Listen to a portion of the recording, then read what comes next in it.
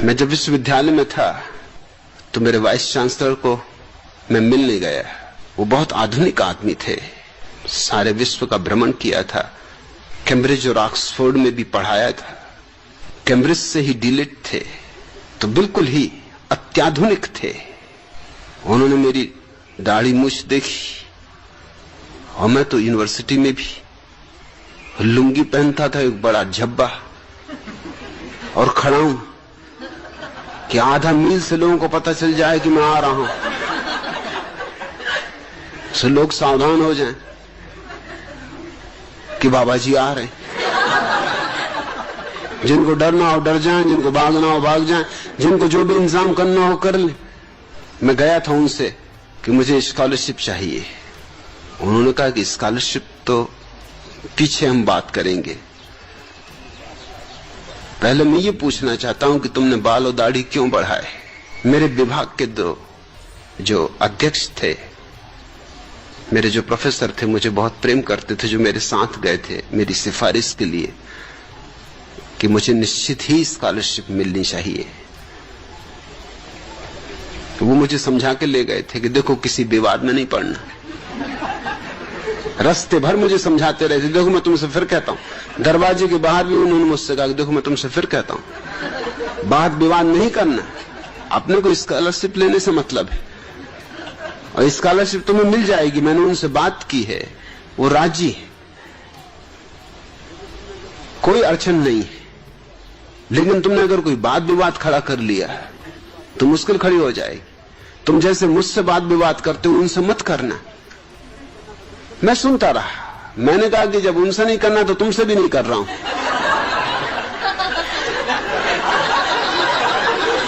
मैं बिल्कुल चुप हूं, मगर मैं ये भी कह देता हूं कि अगर उन्होंने कोई बहुत बुनियादी बात छेड़ दी तो फिर बाहर में जाए स्कॉलरशिप, मिले कि ना मिले। और उन्होंने यही बात छेड़ दी। उन्होंने देख के मुझे कहा कि और सब तो ठीक है, दाढ़ी मूछ क्यों बढ़ाई। मेरे प्रोफेसर जो मेरे पास ही बैठे थे, पैर से मेरे पैर में पैर मारने लगे कि चुप। मैंने उनसे कहा कि देखिए, इसके पहले कि मैं आपसे बात करूं, मेरे प्रोफेसर को कहिए कि मेरी टांग में टांग न मार। मेरे प्रोफेसर तो बहुत घबरा गए, उनको तो पसीने छूट गया। मैंने कहा कि तुम्हें क्यों पसीने छूट रहा है, स्कॉलरशिप मेरी जा रही, जाने दो। और वाइस चांसलर तो बहुत हैरान हुआ कि मामला क्या, उन्होंने क्यों टांग में टांग मार रहा है। मैंने कहा ये मुझे समझाते आ रहे हैं रास्ते भर से कि अगर विवाद किया तो स्कॉलरशिप चली जाएगी। मैंने भी इनसे कह रखा है कि अगर उन्होंने कोई बुनियादी बात छेड़ी तो विवाद होकर रहेगा। आपने बुनियादी बात छेड़ दी, अब ये मेरी टांग में टांग मार रहे। अब मैं स्कॉलरशिप की फिक्र करूं कि अपनी आत्मरक्षा करूं, आप बोलिए। उन्होंने कहा तुम फिक्र छोड़ो, विवाद कर सकते हो, स्कॉलरशिप कहीं नहीं जाएगी। मैंने कहा स्कॉलरशिप का मामला पहले निपटा दीजिए, ताकि ये नहीं तो ये मेरी टांग में टांग मारेंगे। बात इतनी साफ थी कि उन्होंने पहले मेरी स्कॉलरशिप के फॉर्म पे दस्तखत किया कि ये खत्म, अब बोलो। मैंने कहा मैं तुमसे ये पूछता हूं कि आपने बाल और दाढ़ी कटाए हैं या मैंने बढ़ाए।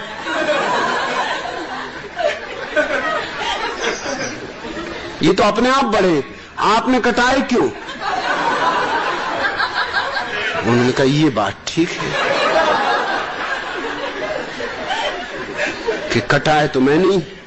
उनका तुम मुझसे पूछ रहे हो उल्टे, उल्टा चोर कोतवाल को डांट। मैंने बढ़ाए नहीं, अब मैं क्या करूं, बढ़ गए। कटाए नहीं, ये बात जरूर है, क्योंकि मैं आज तक तय नहीं कर पाया कि कटाऊं कैसे। भगवान बढ़ा रहा है और मैं कटाऊं। अब कल तुम हमसे यही कहने लोगे उंगलियां क्यों नहीं कटाई, कि टांग क्यों नहीं कटाई, कभी तो बड़ा मुश्किल हो जाए। हम क्या क्या कटाएं, तुमने क्यों कटाए। उन्होंने कहा कि मुझे थोड़ा सोचने का समय दो। कितना समय चाहिए। मैंने कहा स्कॉलरशिप का मामला तो खत्म हो चुका है, अब ये बात चलेगी, इसको मैं छोड़ने वाला नहीं हूं। मैं रोज आ जाया करूंगा, आप सोचें रोज मैं ठीक 11 बजे आपके दफ्तर पर दस्तक दिया करूंगा। दस्तक देने की वैसे भी जरूरत नहीं, मेरी खड़ा हूं करीब आधा मील से बस।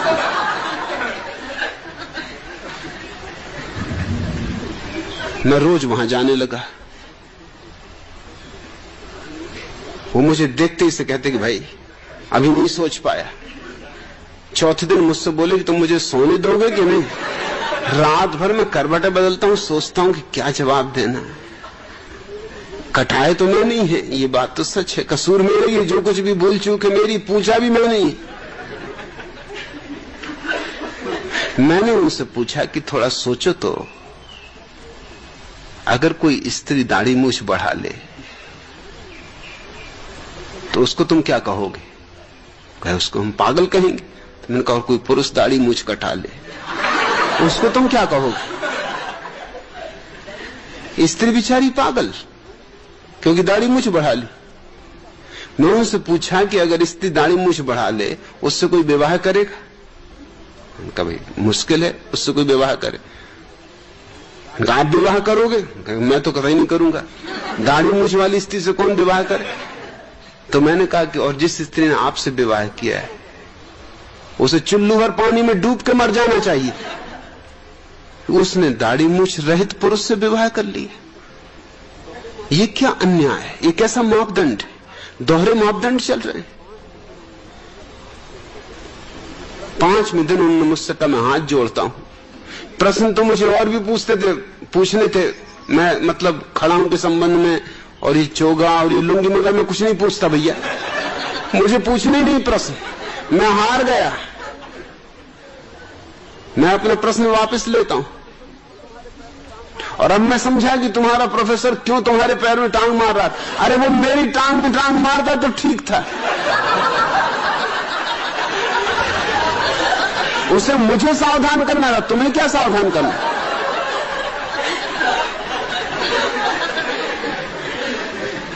फिर 2 साल मेरे उनसे संबंध रहा, उन्होंने कभी कोई प्रश्न नहीं उठाया, इस तरह का कोई प्रश्न नहीं। चाहे मैं वो देख भी लें कि मैं कुछ ठीक नहीं कर रहा हूं जो कि यूनिवर्सिटी के स्नातक को करना चाहिए,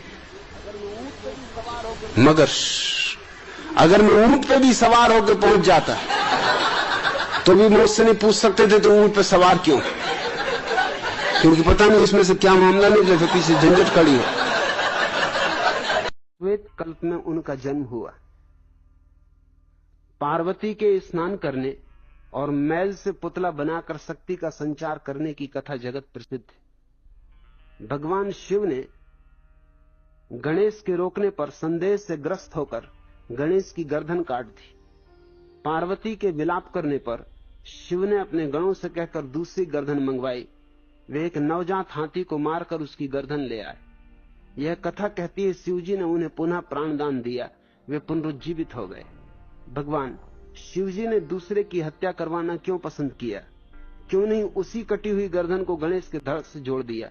किसी दूसरे जीव की हिंसा तो न होती और गणेश का असली रूप भी देखने को मिलता। दिनेश भारती। इस बात में बहुत सी बातें समझने जैसी। भारत के धर्म ग्रंथ इसी तरह की बकवास से भरे हुए। यह शुद्ध बकवास है। पार्वती के स्नान करने और मैल से पुतला बनाकर, तो पहली तो बात, पार्वती ने जैसे जन्म भर से स्नान न किया होगा, इतना मैल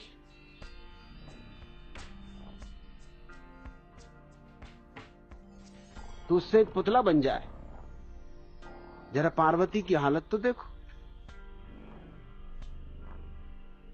जैसे जन्मों से न नहाई हो, जैसे धूल और मिट्टी में ही लौटती पलौटती रही हो। इतना मैल, नहाने की दुश्मन थी क्या? इतनी क्या दुश्मनी नहाने से?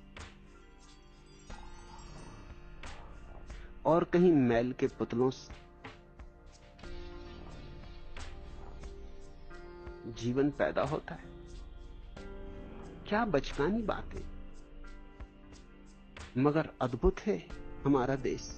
इस तरह की व्यर्थ की बातों को पूजे चला जाता, इस तरह की व्यर्थ की बातों को सम्मान दिए चला जाता। इन्हें हमें जड़ किया है। इन्हीं अंधविश्वासों ने हमारी बुद्धिमत्ता को कुंठित कर दिया, हमारे प्रतिभा की तलवार पर धार मार दी, बोथली कर दी हमारी प्रतिभा। जो लोग इस तरह की बातों को मान के चलेंगे, इनसे क्या तो विज्ञान का जन्म होगा और क्या धर्म का जन्म होगा। ये तो दयनीय रहेंगे, दरिद्र ही रहेंगे, ये तो गुलाम ही रहेंगे। इनके जीवन में कभी भी कोई क्रांति नहीं हो सकती। और ये अभी भी यही कर रहे हैं। गणपति बप्पा मोरया, अभी भी मिट्टी से बना रहे हैं गणपति को, और क्या शोरगुल मचाते, क्या उपद्रव मचाते, और सोचते हैं बड़ा धार्मिक कार्य कर रहे हैं।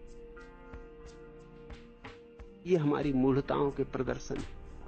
ये कथाएं इस बात की सूचक है कि हम सदियों से मूढ़। कोई आज की मूढ़ता नहीं, बड़ी पुरानी, बड़ी प्राचीन। इसकी जड़ें बड़ी गहरी, और इसे काटना हो तो पीड़ा तो होगी। इसलिए मेरे संबंध में इतना विरोध है, क्योंकि मैं किसी भी मूढ़ता को स्वीकार करने को राजी नहीं, चाहे वो कितने ही महत्वपूर्ण शास्त्र में लिखी हो, चाहे वो गणेश व्यतिपत्ति उपनिषद हो, और चाहे गणपत तंत्र हो, चाहे गणेश सिद्धि हो। इससे कुछ भेद नहीं पड़ता। व्यर्थ की बातों पर मेरा कोई भरोसा नहीं, और मैं कोई सहारा नहीं दे सकता। और फिर भगवान शिव, एक तरफ तो कहते हो कि वो त्रिकालज्ञ, सर्वांतर्यामी, सर्वज्ञ, और उनको भी गणेश के रोकने पर संदेह हो गया। तो फिर दो में से कुछ एक ही बात कहो। संदेह तो बड़ी ही क्षुद्र मनोदशा है। संदेहग्रस्त व्यक्ति को तो हम धार्मिक भी नहीं मानते, भगवान मानना तो बहुत दूर।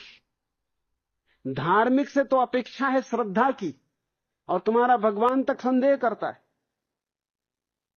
और भगवान को तुम कहते हो वो सर्वव्यापी, सब कालों को जानने वाला, सबका ज्ञाता, उसको कैसे संदेह होगा? और अगर उसको संदेह होता है तो फिर वो सर्वज्ञ नहीं है।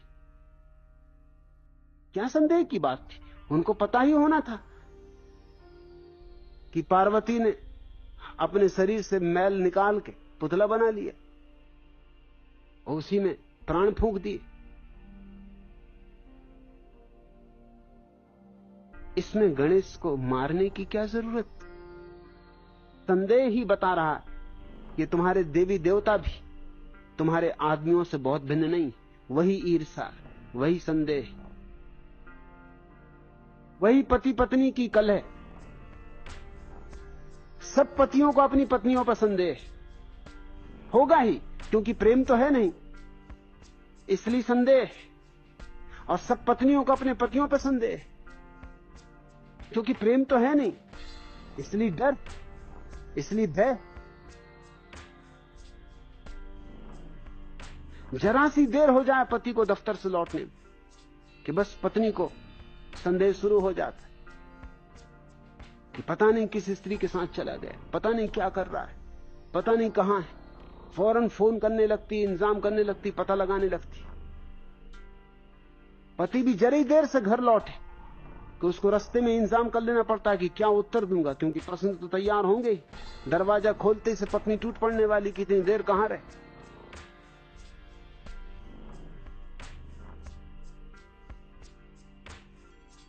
ठीक चंदूलाल एक दिन देर हो गई, और कल ही पत्नी को वायदा किया था, कसम खाई थी कि अब कभी देर ना करूंगा, मगर मित्रों के साथ गपशप में बैठ गए, ताश की बाजी लग गई, भूल ही गए। आधी रात हो गई। जब घर के पास आए तब होश आया। घर के पास आके शराब पिया हुआ पति भी आता है तो होश आ जाता है, शराब भी एकदम नदारत हो जाती। नींबू वगैरह पिलाने की जरूरत नहीं, दही वगैरह पिलाने की जरूरत नहीं है, सिर्फ पत्नी को सामने खड़ा कर दो या पत्नी की तस्वीर, बस सब नशा रफू चक्कर हो जाएगा। जैसी घर के पास आए ख्याल आया कि अरे अब फिर भूल हो गई, अब क्या करना, अब फिर झंझट खड़ी होगी, आधी रात हो गई। तो जूते हाथ में लिए खिड़की से कूदे, चुपचाप घर के भीतर प्रवेश की, जैसे चोर प्रवेश करता। पति सभी चोरों की तरह प्रवेश करते, बिल्कुल पूंछ दबा के, भीगी बिल्ली की भांति। बाहर देखो तो सीना फुला के चलते, घर देखो उनकी असली हालत। पत्नी सो रही थी, घर्राटे ले रही थी। सोनू ने कहा कोई तरकीब निकाल लेनी चाहिए। तरकीब निकाल ली। गए, मुन्ना का झूला था, उसको झुलाने लगे। थोड़ी देर झूला झुलाया, झूले की आवाज, चर्चू की आवाज हुई तो पत्नी ने आंख खोली, उनका क्या कर रहे हो? तो नाराज हुए कि पप्पू की मां, घंटे भर से पप्पू रो रहा है और तू घुर्राटे ले रही, और मुझे उठ के उसका झूला झुलाना पड़ रहा। चंदूलाल की पत्नी बोली, पप्पू के पापा, पप्पू मेरे पास सो रहा है, झूला खाली हो, आधी रात कहां रहे? यूं बहानों से ना चले, फंस गए। पति पत्नी तो एक दूसरे पर नजर रखे हुए, एक दूसरे के दुश्मन समझो, जो एक दूसरे के पीछे लगे, एक दूसरे की रक्षा कर रहे, कहीं भटक न जाओ। न पति पत्नी को भटकने देता, न पत्नी पति को भटकने देती। दोनों एक दूसरे को सुधारने का एक महान आयोजन चल रहा है, कुछ भेद नहीं फिर। और ये बात सच है कि अगर तुम अपने शास्त्रों को देखो, तुम्हारे देवी देवताओं और आदमियों में कोई भेद नहीं। वही ईर्षा, वही वैमनस्य, वही जलन, वही क्रोध, वही हिंसा। तुम्हारे ऋषि मुनियों में और तुम में भी कुछ खास फर्क नहीं मालूम पड़ता। नहीं तो तुम दुर्वासा को ऋषि नहीं कह सकते थे। वही क्रोध, वही आग जलती जो तुम में जलती, जरा सी बात में अभिशाप दे दे। अब ये क्या देवता हुए? और शिव को तुम कहते हो महादेव, देवों के देव। ये कोई छोटे मोटे देवता भी नहीं, देवताओं के देवता। और उनको भी संदेह हो गए। और संदेह क्या हुआ, फिर जरा भी उन्होंने पूछताछ भी नहीं की, गर्दन ही काट दी। जरा पूछताछ तो कर लेते, जरा पता तो लगा लेते, मगर गर्दन ही काट दी। ऐसी हिंसक वृत्ति। मगर आश्चर्य तो यह है कि इन देवताओं को तुम अब भी पूज रहे हो, 20वीं सदी में भी पूज रहे हो। अब भी तुम्हारे माथे गलत जगह झुक रहे। फिर पार्वती ने विलाप किया। क्या देवी देवता, इधर समझाते हैं कि आत्मा अमर, कोई मरता ही नहीं, और पार्वती विलाप कर रही हैं। और महादेव जी के साथ रहते रहते जिंदगी गुजर गई, इनको अकल ना आई तो तुम महादेव की मूर्ति के सामने सिर पटक पटक के सोचते हो अकल आ जाएगी। अब विलाप कर रही। और विलाप क्या करना है, जब मिट्टी के ही पुतले में सांस फूंकी थी, अरे तो फिर 2-4 महीने बाद नहा लेना था। ऐसी क्या बात आ गई? हाथ का ही मैल था, इसमें रोना धोना क्या है? या शिव जी के शरीर से मैल निकाल के उसका पुतला बना लेना था।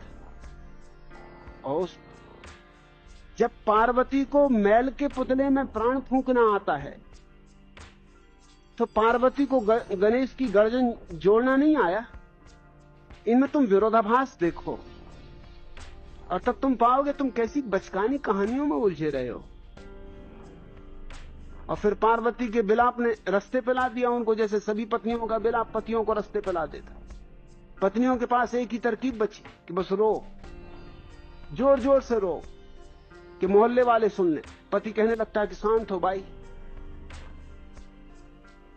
साड़ी ला दूंगा, रेडियो खरीद दूंगा, फ्रिज ला दूंगा, क्या चाहिए बोल, मगर जोर से नहीं, मोहल्ले वाले क्या कहेंगे। इज्जत बचा, इज्जत पे पानी न फेर। इज्जत का सवाल उठा होगा। उन्होंने नवजात हाथी को मारकर उसकी गर्दन ले आए, शिष्यों को बेच दिया। शिष्य भी उन्हीं जैसे भंगेड़ी। शिव जी तो दम मारो दम,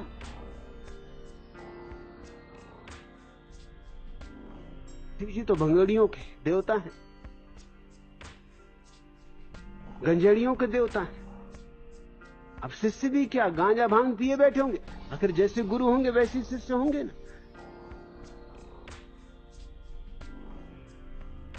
शिव जी तो महाहिप्पी समझो। ये हिप्पी तो अभी नए नए आए, इनका कुछ खास नहीं। असली हिप्पी तो शिव जी थे। ये तो उन्हीं की परंपरा समझो। इन्होंने फिर पुनरुज्जीवित कर दिया शिव का धर्म। और तुमने उनकी बारात की कहानी तो सुनी ही होगी कि क्या एक से एक लोग पहुंचे बारात, कि पार्वती के पिता तो डर ही गए। अगवानी करने आए थे, जो बाराती देखे भंगेड़ी गंजेड़ी, कोई दम मार रहा है, कोई शराब की बोतल लिए होगा हाथ में, इर्छे तिरछे लोग, तरह तरह के अष्टावक्र,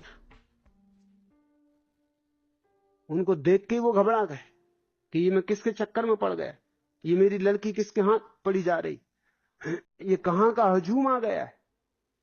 छांट छांट के लोग आए थे। उन्हीं में से किसी शिष्य को कहा होगा कि भाई जा गर्दन ले आ। अब ये भी बड़े मजे की बात है कि गर्दन काटी थी तो गर्दन वहीं पड़ी होगी, क्या एकदम स्वर्ग चली गई थी? भेजने की जरूरत क्या थी? मगर वो खुद ही पिए होंगे। तो सामने पड़ी गर्दन दिखाई कहां पड़े? शिष्यों को भेज दिया गर्दन लेने। वो एक नवजात हाथी को मार के उसकी गर्दन ले आए। ये सब बातें साफ है कि भंगेड़ी ही कर सकते। हाथी की गर्दन और आदमी की गर्दन में कुछ तो फर्क है। लेकिन अब जो नशे में हो उसको क्या फर्क? नशे में कुछ फर्क नहीं होता। नशे में तो कुछ का कुछ दिखाई पड़ता है। और शिव जी ने उसी गर्दन को जोड़ दिए।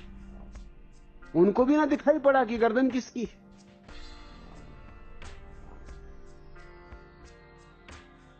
जैसे अंधों का खेल चल रहा, और वे पुनरुज्जीवित हो गए। ये सारी चीजें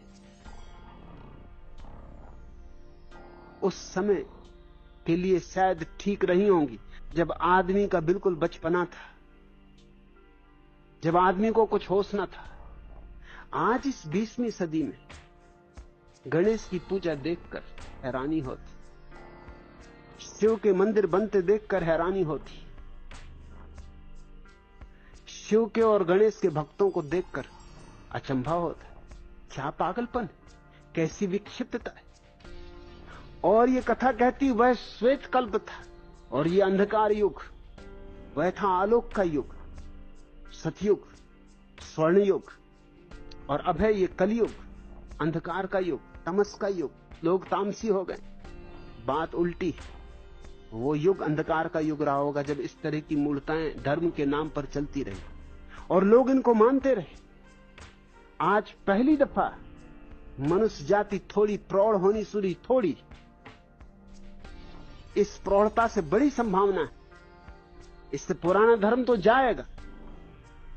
ये जो प्रौढ़ता की बाढ़ आएगी, ये जो आलोक की बाढ़ आएगी, इसमें सारा कचरा बह जाएगा। मनुष्य के एक नए जीवन की शुरुआत हो सकती है। मैं अपने सन्यासियों के द्वारा उसी शुरुआत का पहला पहला कदम उठा रहा हूं। ये पहली किरण उसी सूरज की। मनुष्य को एक नई जीवन दृष्टि चाहिए, नया धर्म का बोध चाहिए, नई चेतना चाहिए, नई कथाएं चाहिए, नए अर्थ चाहिए, नए शास्त्र चाहिए, नया उद्बोध चाहिए। और जब तक ये ना होगा तब तक कोई आशा नहीं। एक ही आशा है कि ये हो सकता है। ये आशा तुम पर निर्भर है।